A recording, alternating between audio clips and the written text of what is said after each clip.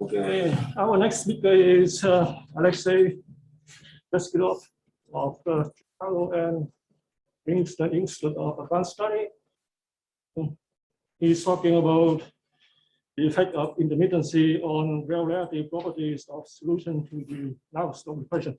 Okay, thank you very much. The organizers of this wonderful workshop. I'll talk about the intermittency.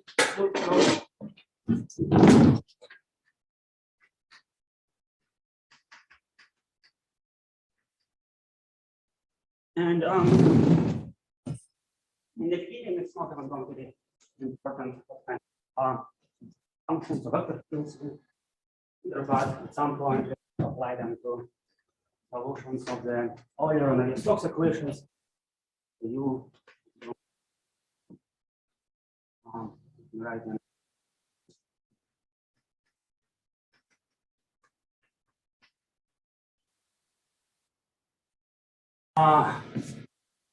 Boundaries.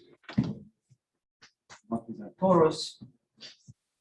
There's no torus of size L, even though I won't really be able to well, I think so. U is the Gaussian stream. And let me start with a very vague definition of intermittency, but I want to become precise towards the middle of the talk. Okay, so what is intermittency? Thinking about it, let's fix some length scale and measure the number of eddies at that length scale.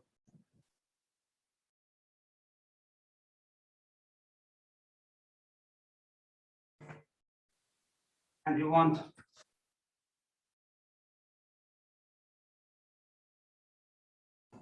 the RD. Here is the intermittency dimension. When these three eddies occupy whole space, and when these, let's say 0, it means 1 AD. I think. So that's the case of extreme frequency. So when I think about intermittency, I always associate it with the strength of the energy flux. So let me do a little bit of dimensional analysis. So what is the flux? Okay, so let's take characteristic velocity, capital U, cubed, divided by the length scale, little L, right? So what you want to do, you want to multiply the equations by 2 and integrate, so that u dot grad u dot u from the nonlinear term. But let's try to be a bit more precise, right? So here we integrate in time, so I'm going to think about capital U as a function. Okay. And so this is a flux, so you want it to be constant epsilon. Now let's look at a couple examples.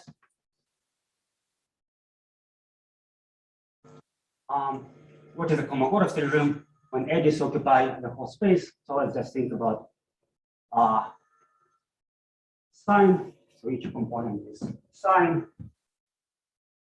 This is the length. Capital U sine x over L. Okay, so in this case, all the LP norms are the same, of the same order, right? So I can easily switch from L3 norm here to L2 and obtain the following expression for the. But let me write down the energy spectrum, which is the L2 norm, capital U squared divided by the wave number, right? So multiplied by little L. And it's easy to compute that. It's going to be, so we have to raise both sides by power 2/3, epsilon 2/3. And then we'll get the Miller Kolmogorov's or L to the power I over C. So again, this is what we call A41 regime, where eddies occupy the whole space. So the intermittency parameter here is the dimension is 3. The other extreme regime, in the case of extreme intermittency 0. So here let's take the kernel or phi kernel as a pump function.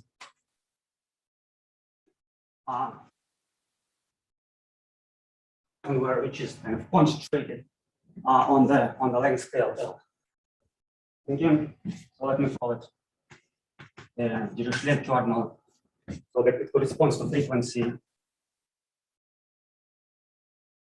So then the Bornstein inequalities are saturated, right? So if you compute the L3 norm, we're going to gain one derivative, one half derivatives rather. So it's going to to the power minus half.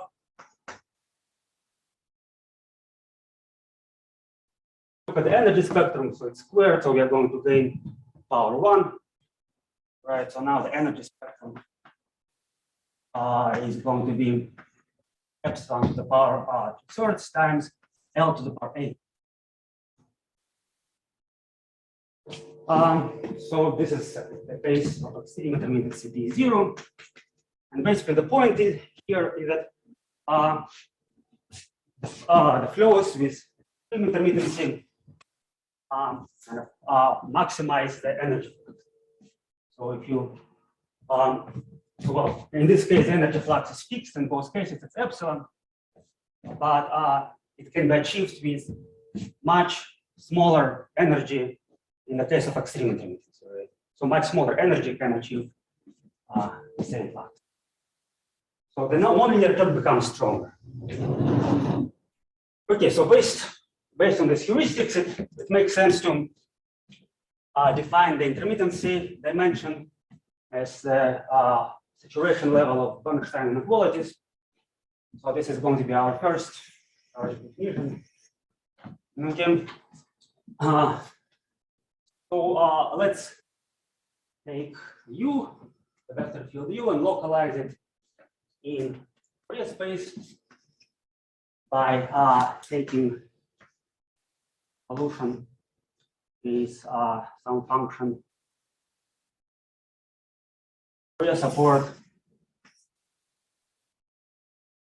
form of PL is going to look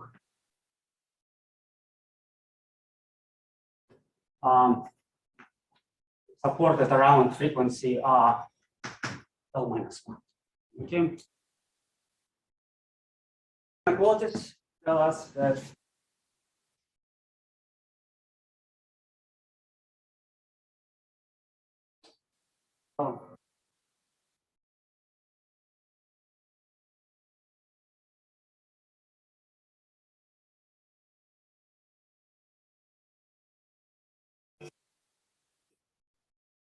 in three-dimensional case, it's going to be 3 times 1 over Q.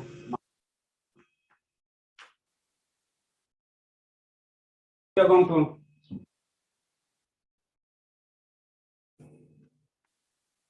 and just replace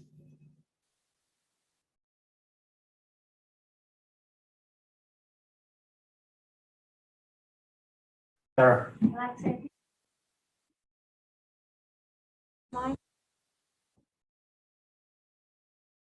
Oh, yeah, I always think about frequency. L is, yeah, that's length.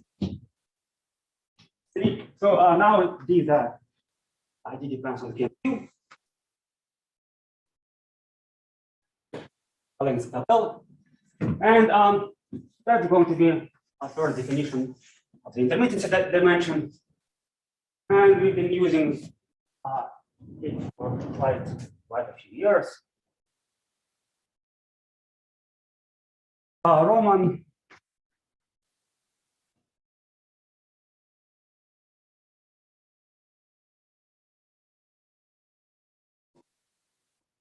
2014, we introduced, we really studied D 2P, 2 solid P.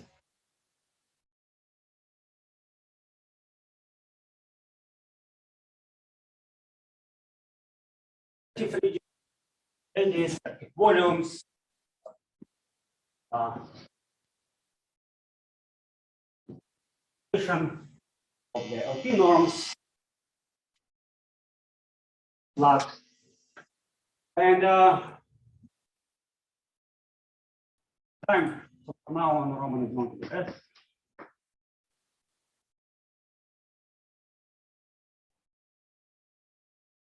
New regularity criteria, and as a byproduct, we show that. So again, so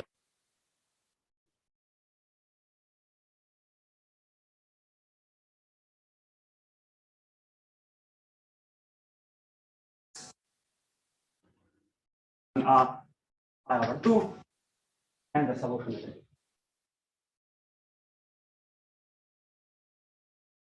low enough for a solution to develop singularities, as you basically saw heuristically.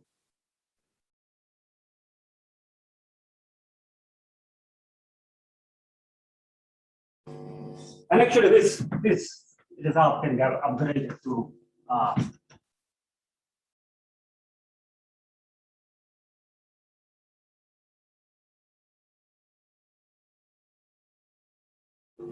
one more observation.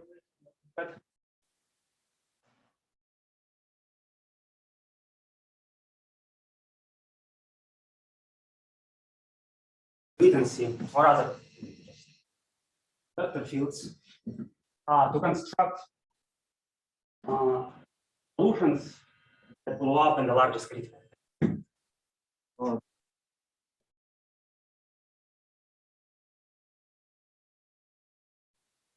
Constructing kernels. Thinking about right, if you look the flux in the Rios space, will have a convolution, right? So for the Dirichlet kernel, if you have lots of interactions, you have a large flux.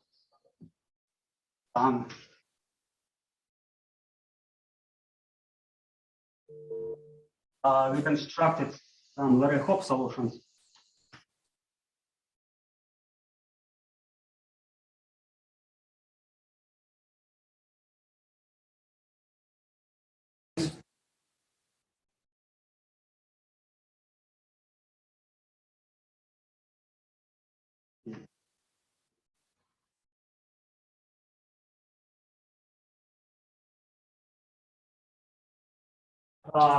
Recent results shall tell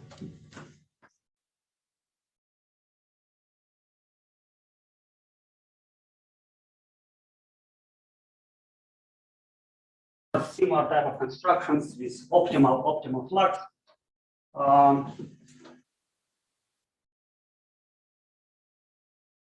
It is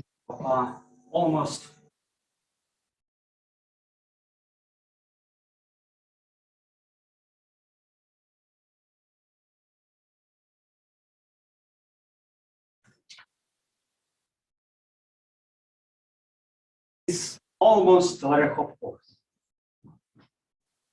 Almost is not.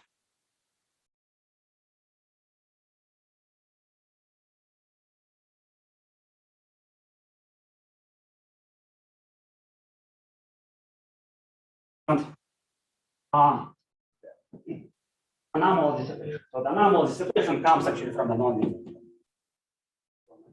It's anomal dissipation.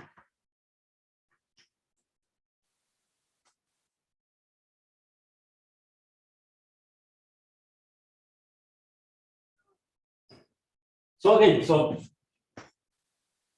intermittency was extreme here, 0, and as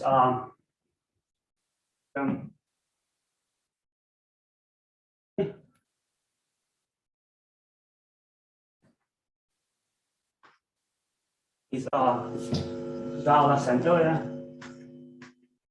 proved the existence of actual Helmholtz solutions, non-unique Helmholtz solutions.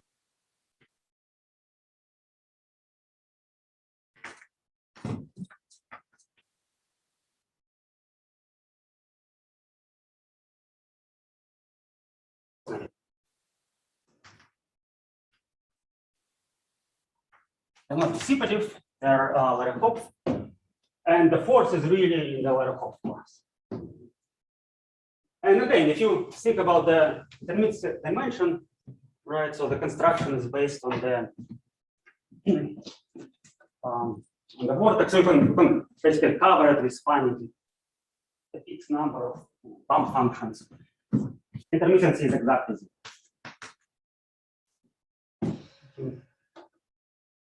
So now,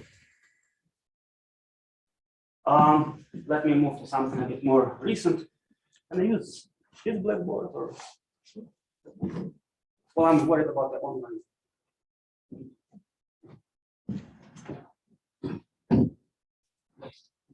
Okay, so now let me talk about multifractality.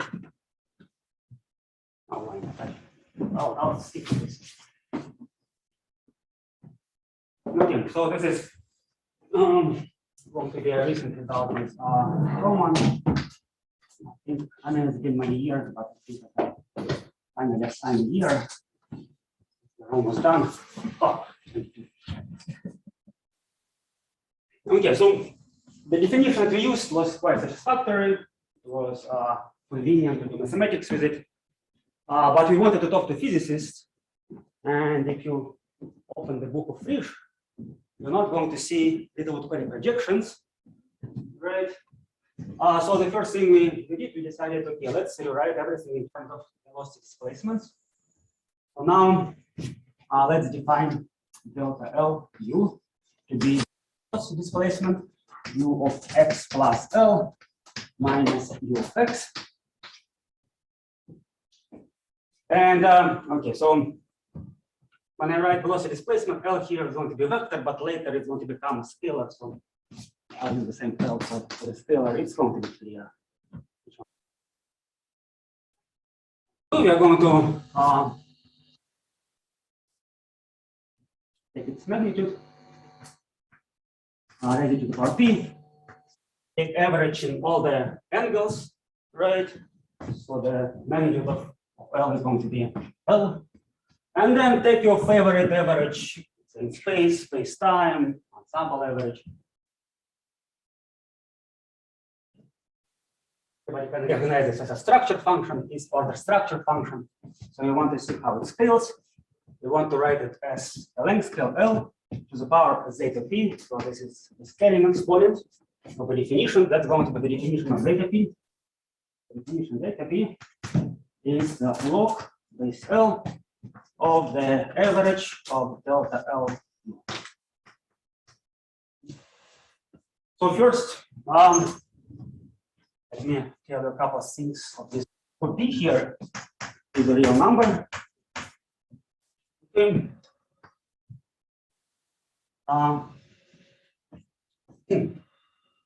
It's easy to show that zeta p is concave. Yes, by Hilden inequality.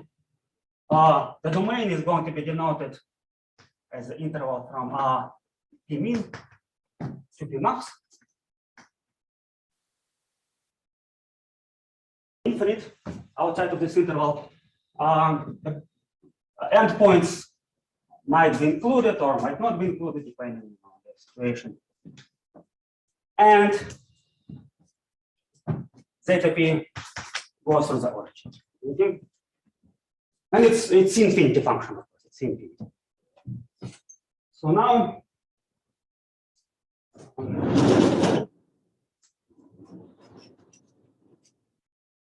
what I'm going to do, I'm going to mimic the Bernstein equality and just replace UL with the velocity displacement.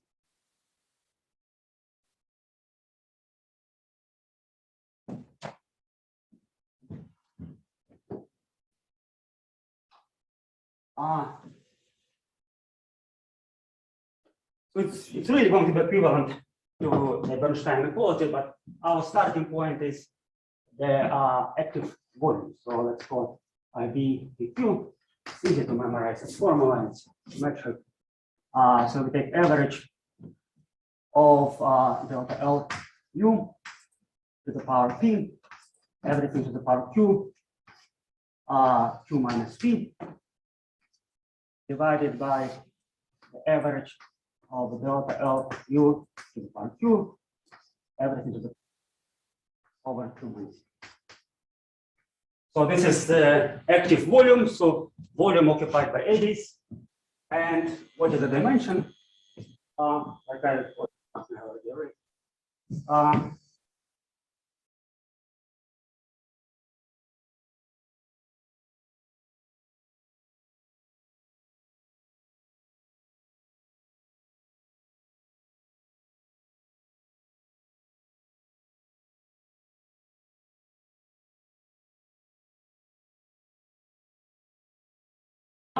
Ready to take averages.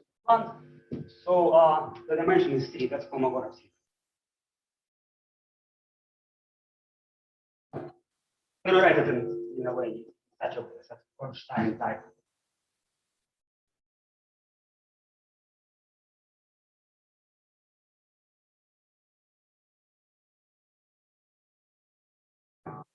Two parameter family of dimensions. To deal with one parameter. Fine.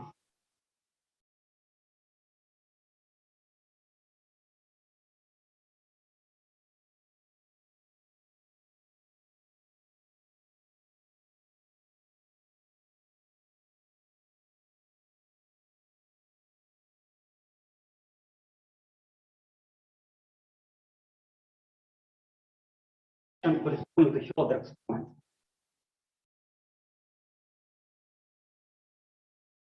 Or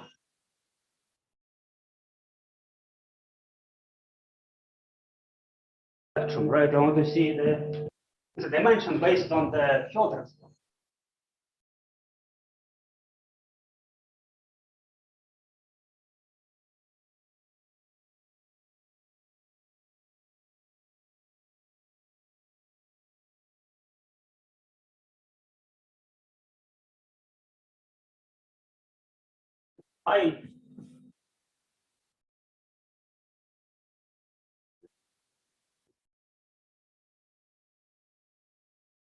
Of delta B,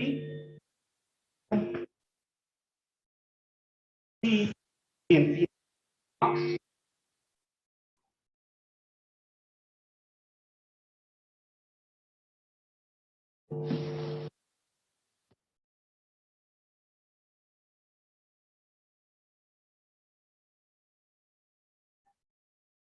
In a minute, I'll explain why H here corresponds to vortex.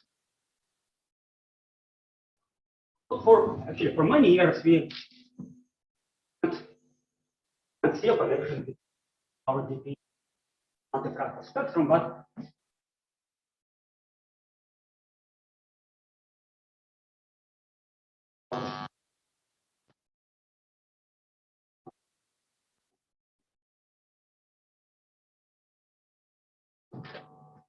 zeta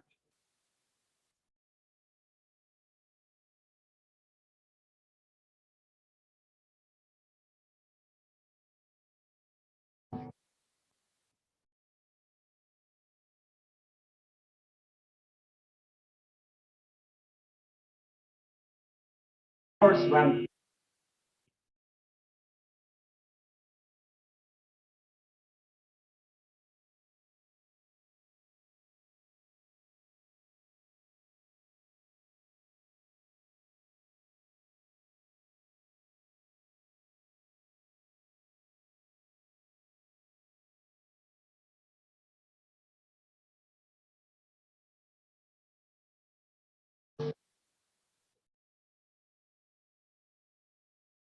the multifractal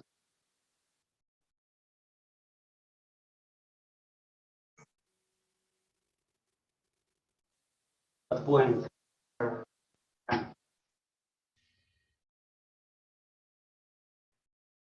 drawing pictures, let me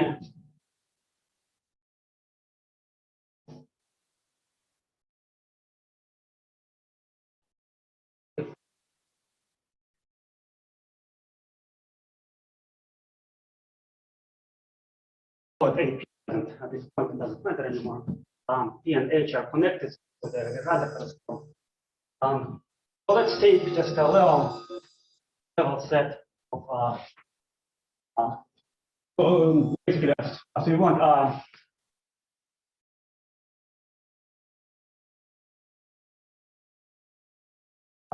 The magnitude of delta LU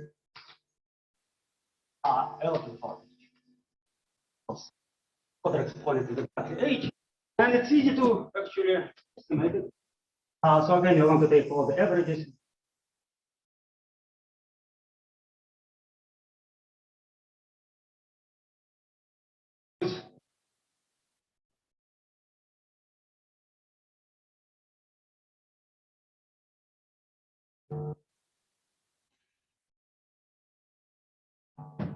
Optimizing P.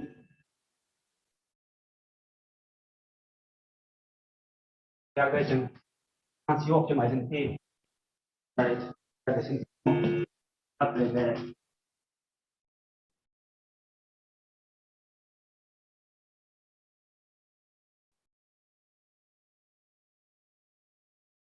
This is number, this was number 8.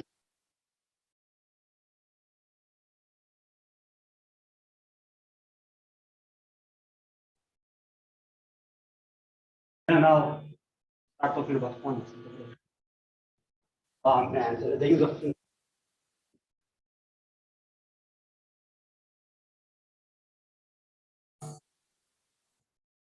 we classified all the cases.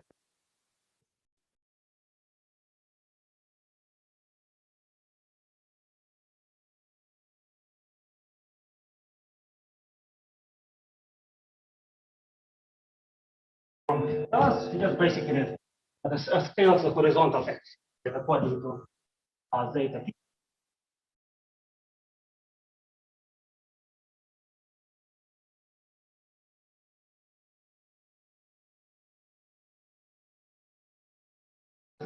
Look at the case where both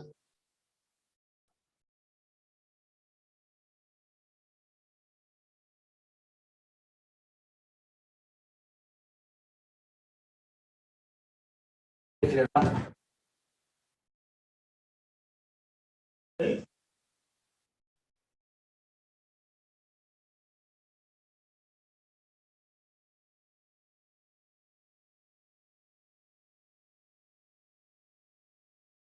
do we have here? Is going to be H min, so H min and H max. This is H max. So what is H min? So H is negative, right? So min corresponds to the smallest slope of the. So this is H min.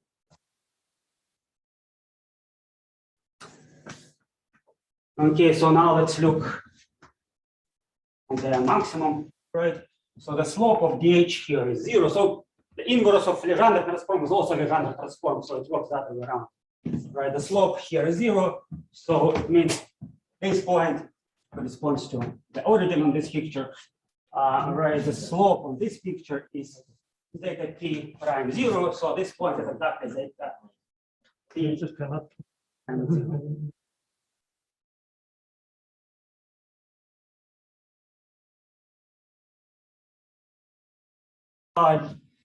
Let me draw the graph of d.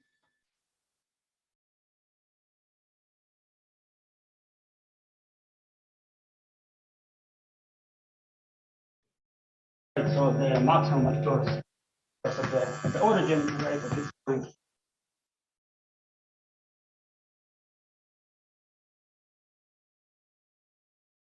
A couple more pictures. So it's something a bit more familiar. Quite realistic. A little.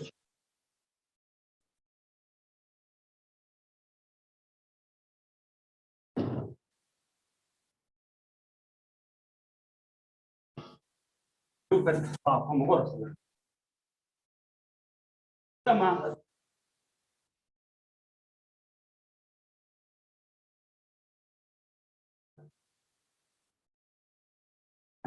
Is zero at one point.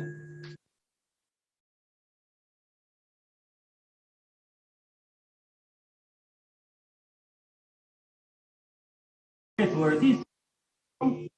So they can find.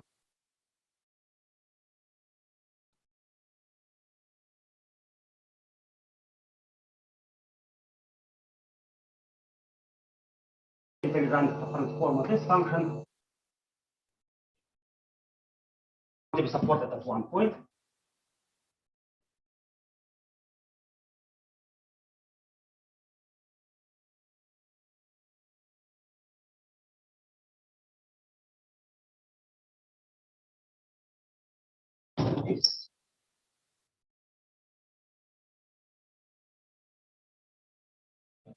And if you look at this is this data at 0, 5, and dB is going to be just something like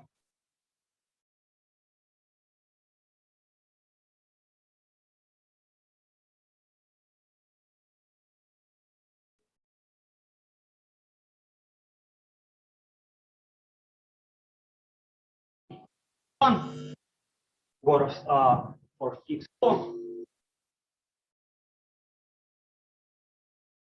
of this line and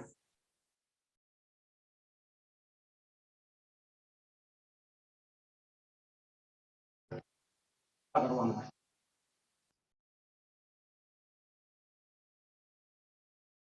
Sure, and then I'll start doing some schematics.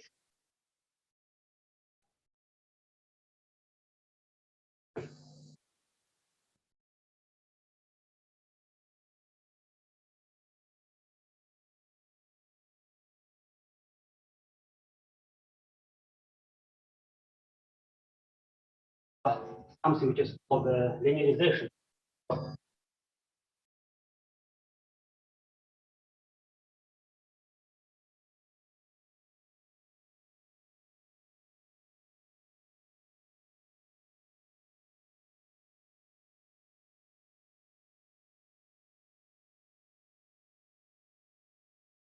So this means that well, let's say the slope is going to be H, right?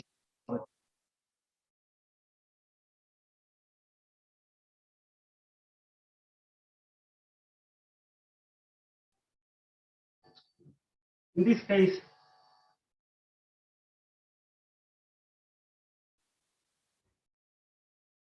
the slope of dh might be finite, might be infinite, so that has vertical asymptote. But it has to have infinite slope here. And if you look at of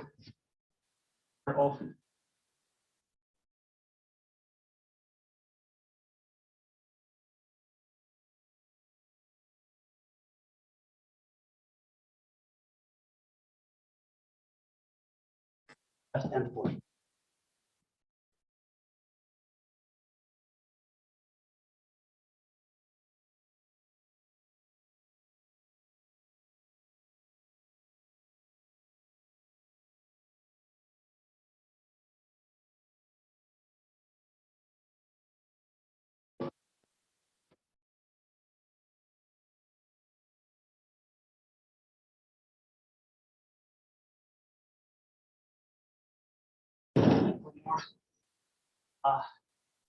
Well, let me switch. In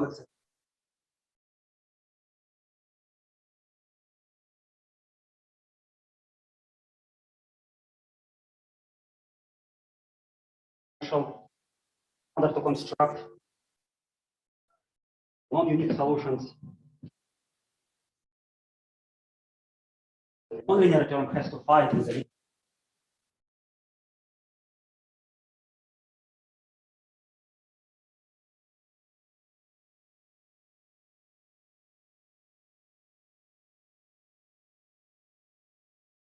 it was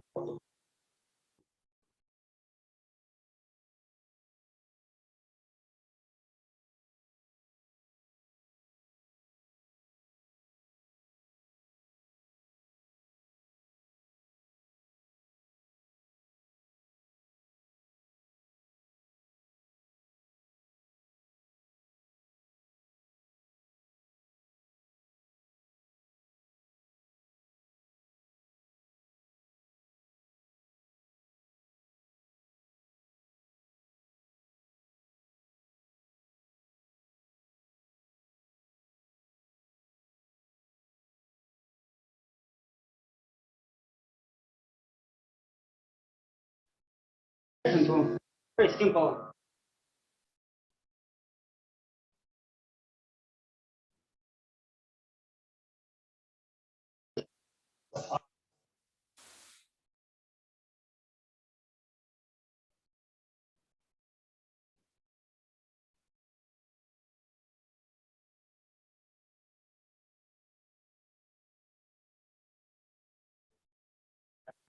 I'm going to attach handle to first coordinate.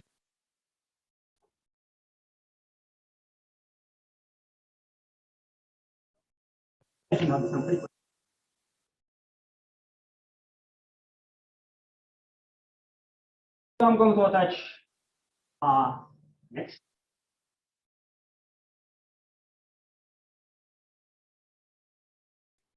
I'm going to move the handle. Now I'm turning the second view. Again, I'm making sure the first one keeps doing this. And what happens if I touch infinitely?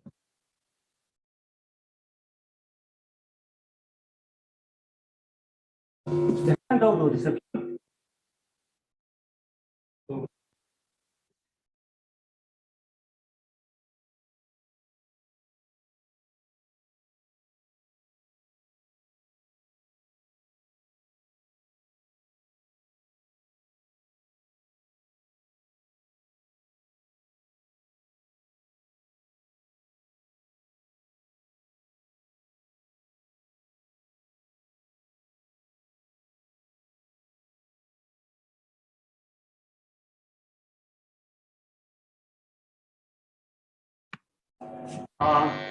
And the work done by the creature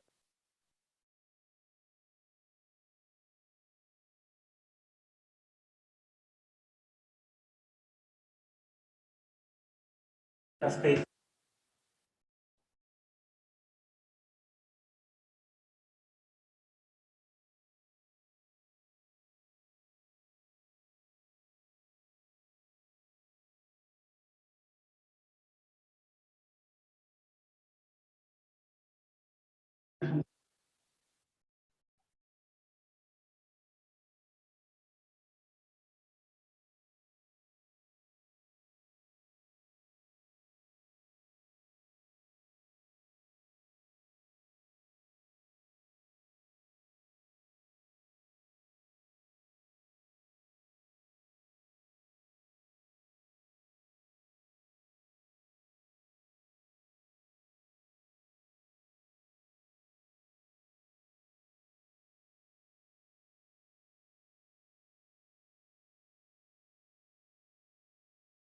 Flux and perturbation.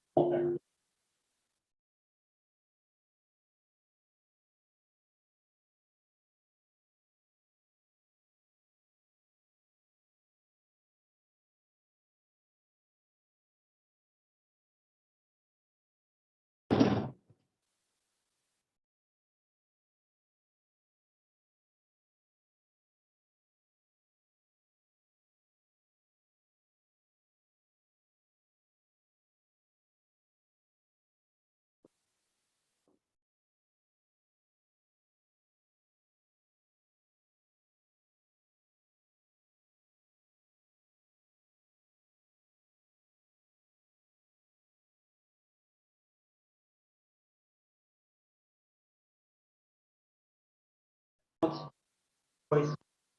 The Reynolds.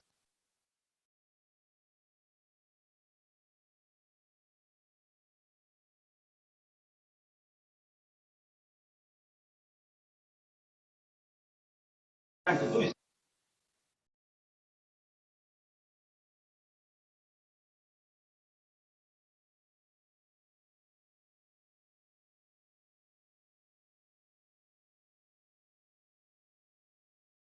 stress is going to be origin constant, and it's constant. To the constant.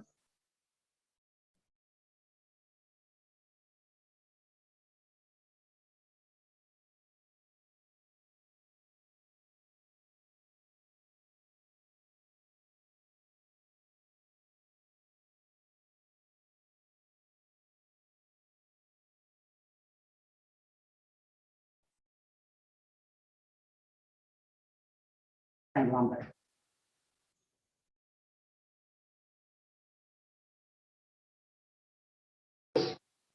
Construct the perturbation W so that W tensor W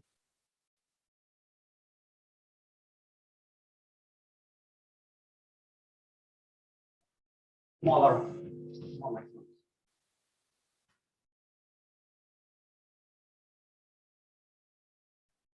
Cosine squared, let's multiply by 2, 1 minus cosine twice lambda, so we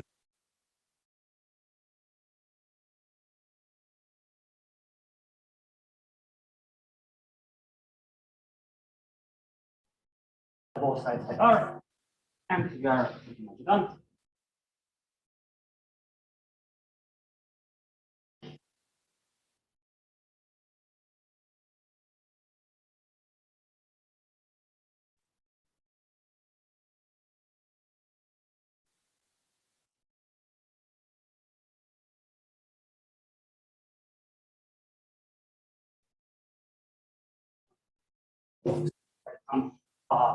Pose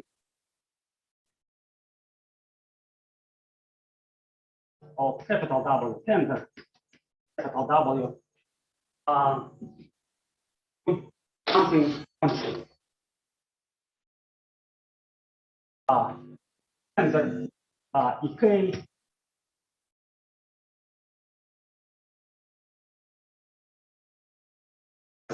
because at the end you want to tensor, right? So you need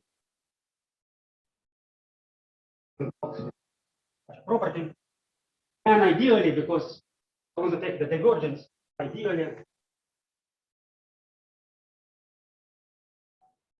supposed to be solutions of Euler equation, divergence of W tensor W. And it's very easy to do it. I mean, Euler equation you can just take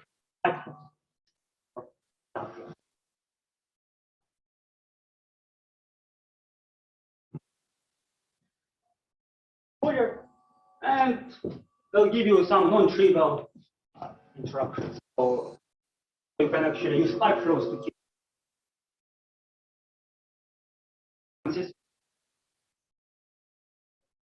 that use tunnel construction.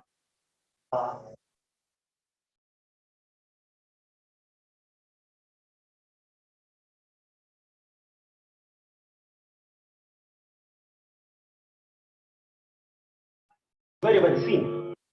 But no matter how thin they are, intermittency will never cross 1. Right? So the intermittency will always be not enough. Right, so if you want the nonlinear term to dominate,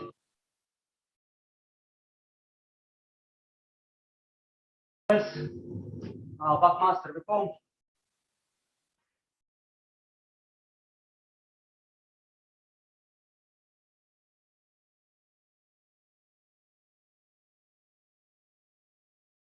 Actually, we're able to use convex integration to prove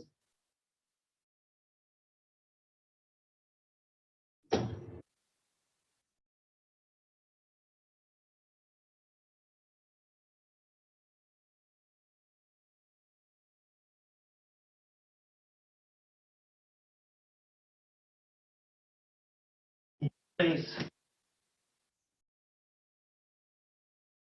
epsilon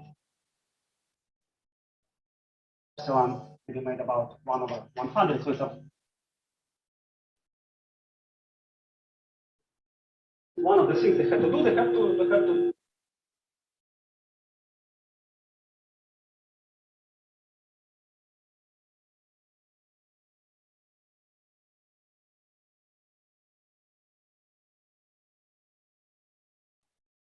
the follow-up paper with Maria Colomba, they used jets, so what is jets? So just cut pipe flow.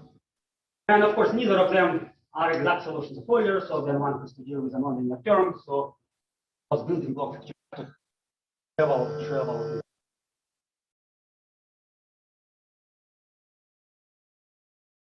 Just to mention also with shear tau.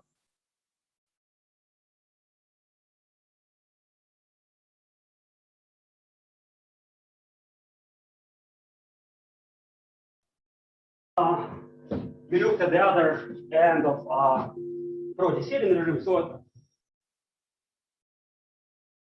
ideally, we'd like to reach infinity h1/2 or infinity L3. Right? That's at this point, I have no idea, right, how to go beyond some very, very small epsilon. So we wanted to look at other regime. So what is other regime? So that's the first result. So the existence of unique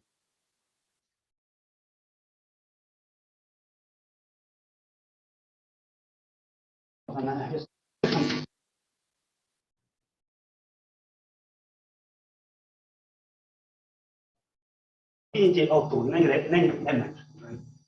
So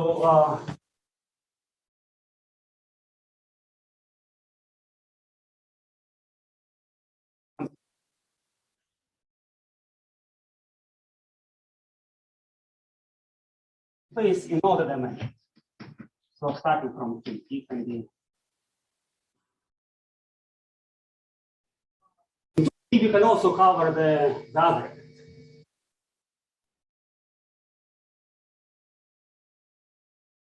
Existence of non-unique solutions in the class.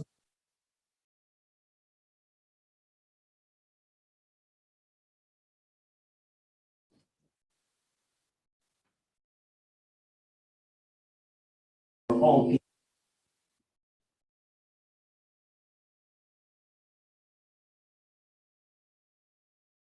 the goal was to prove that the classical uniqueness result holds, in the vorticity along the vorticity line is sharp in some cases. Of course, when we talk about sharpness, of course, we can approach it from different, at least along some directions. Is sharp. So there are some sharp. We